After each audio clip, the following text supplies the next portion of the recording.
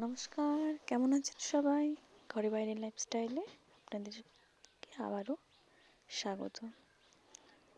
দিনটা মোটামুটি সকাল থেকেই ব্যস্ততার মধ্যে শুরু হয়ে গেছে। মাঠে এসেছি অল্প শাক তুলতে, তাই পুরো জমিনটাই দেখানো হচ্ছে কী কী লাগানো হয়ে আছে। এই কাঠি, সামনে যেটা দেখানো হলো রাঙা আলু এবং কিছু খসলা শাক, যেটা আমি অল্প অল্প পরিমাণ তুলে নিচ্ছি। শাকগুলো বেশ ভালোই হয়েছে, কিন্তু মাটিটা ভীষণই রুক্ষ। জল দেওয়া হলেও মাটিটা এঁটেল মাটি, তাই শাকগুলো তুলতে একটু অসুবিধা হচ্ছিল। তো ভালোই হয়েছিল আর টেস্টও খুব ভালো। তারপর বাড়ি এসে মুড়ি নিয়ে নিলাম।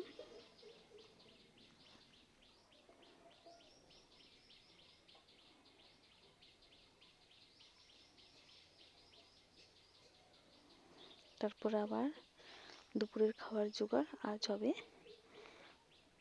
মাংস, লাল লাল ঝাল ঝাল অল্প মশলায়। তাই প্রথমে মাংসটা পরিষ্কার করে নিয়ে ওটাতে নুন হলুদ লবণ মাখিয়ে মশলাগুলো করে নিলাম, যেগুলো লাগে সেগুলোই। আর তার সঙ্গে কিছুটা ধনে পাতাও তুলে নিয়ে চলে এলাম। তারপর আদা রসুনের পেস্ট, পেঁয়াজ টমেটো ধনে পাতা দিয়ে ভালো করে কষিয়ে নিচ্ছি মশলাটা। তারপর বেশ ভালো করে যখন মশলা থেকে তেল ছেড়ে যাবে, অল্প মশলাই রান্নাটা করা হচ্ছে। বাড়ির বড় থেকে বাচ্চা সবাই এটাই খাওয়া হবে, সেই জন্য এই সময় প্রচুর সকালে ভীষণ কাজ থাকলেও দুপুরেই রান্না করার পর বেশ খানিকক্ষণই টাইম পাওয়া যায় নিজের মতো সময় কাটানোর জন্য। আর এদিকে ভাত তৈরি করা হচ্ছে। তারপর মাংসটি দিয়ে তার সঙ্গে সঙ্গে সামান্য আলুও দিয়ে দেওয়া হয়েছে, ওটাই ভালো করে নাড়িয়ে চাড়িয়ে কষানো হচ্ছে। আর আপনারা যদি আমার চ্যানেলে নতুন হয়ে থাকেন অবশ্যই চ্যানেলটি সাবস্ক্রাইব করে দেবেন। আর আমার ব্লগ যদি আপনারা দেখতে পছন্দ করেন তাহলে অবশ্যই একটি লাইক করে দেবেন। আর ব্লগের কোন পোর্শনটা আপনাদের ভালো লাগছে সেটা অবশ্যই কমেন্টের সাহায্যে জানাবেন। আপনারা যেমন কুকিংয়ের ভিডিও দেখতে চান সেরকমই আমি আপনাদের সঙ্গে শেয়ার করার চেষ্টা করব। দেখতে দেখতে মাংসটাও ভালো প্রায় কষানো হয়ে আসছে। এখানে কারেন্টটা চলে গেছিলো, ওই জন্য আলুটা তেমন ভালো পড়েনি। তারপর ভালো করে কষিয়ে নেওয়ার পর ওটাতে জল দিয়ে দিলাম, ঝোল ঝোল করে রান্নাটা করব তাই। তারপর বেশ খানিকক্ষণ ফুটিয়ে নেওয়ার পরে তৈরি আমাদের মাংসের ঝোল।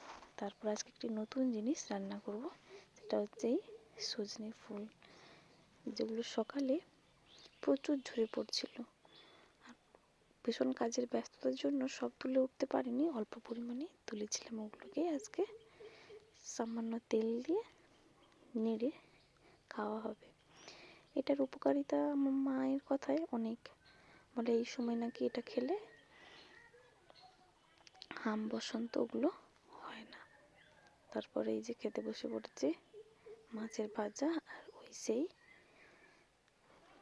সজনে ফুলের ভাজা। তারপর দেখেছেন বাড়ির ছাদে কেমন একটা পাখি বাসা করেছে, খুব সুন্দর। এখানেই তার সারাদিনের বসতি। তারপর এই যে আমাদের বাড়িতে শীতের যতগুলো বড়ি দেওয়া হয়েছিল সেগুলো আজ আবার রোদে দেওয়া হয়েছে। বেশ কয়েকদিন ভালোই রোদ হচ্ছে, ওই জন্য আরেকবার রোদ দেওয়া হয়েছে। এখানে প্রায় 4-5 কিলো কলাইয়ের বড়ি দেওয়া হয়েছে। এগুলো হচ্ছে গয়না বড়ি, যা ভীষণ পছন্দের আমার কাছে।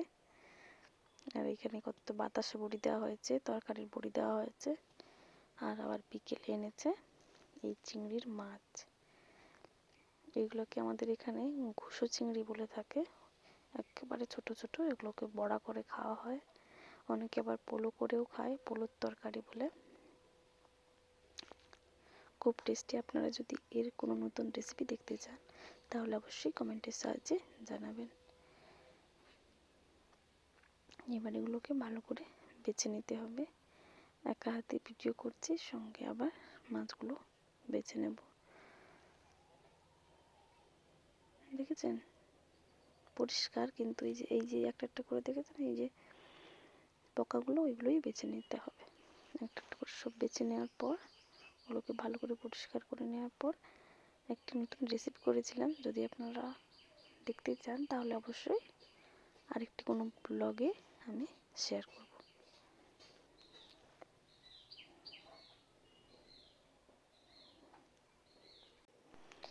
এগুলোর টেস্ট কিন্তু খুবই সুন্দর। এগুলোকে যেমনভাবে রান্না করো না কেন খুব সুন্দর, শুধুমাত্র বাছতে একটু কষ্ট হয়। ধন্যবাদ।